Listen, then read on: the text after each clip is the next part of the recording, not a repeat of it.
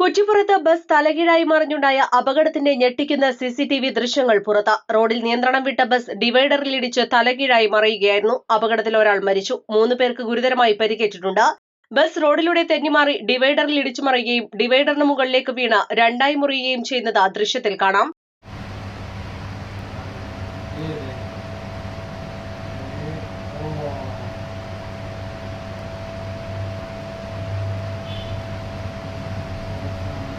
Service റോഡിൽ നിർത്തിയിട്ടിരുന്ന കാറിന് മുകളിലേക്കാണ് ബസ് മറിഞ്ഞത്. കുറ്റിപ്പുറം റെയിൽവേ ഓവർബ്രിഡ്ജിന് സമീപമാണ് അപകടമുണ്ടായത്. 2 ബൈക്ക് യാത്രികർ തലനാരിഴയ്ക്കാണ് അപകടത്തിൽ നിന്ന് രക്ഷപ്പെട്ടത്. തൃശൂരിൽ നിന്ന് കോഴിക്കോട്ടേക്ക് പോയ ബസ്സാണ് അപകടത്തിൽപ്പെട്ടത്. അമിത വേഗതയാണ് അപകടത്തിന് ഇടയാക്കിയതെന്നാണ് സൂചന. കോഴിക്കോട് പെരുവയൽ സ്വദേശി വൈഷ്ണവാണ് മരിച്ചത്. 20 പേർക്ക് പരിക്കേറ്റിട്ടുണ്ട്. ഈ പ്രദേശം സ്ഥിരം അപകട മേഖലയാണെന്നാണ് നാട്ടുകാർ പറയുന്നത്. East live, Kuttippuram. പരിക്കുകളെ ഇനി പേടിക്കേണ്ട. എല്ലാവിധ സ്പോർട്സ് ഇഞ്ചുറികൾക്കുമുള്ള സമഗ്ര പരിഹാരം ഇവിടെയുണ്ട്. ABC orthopaedic hospital, near Kairali theatre, Calicut road, Manjeri.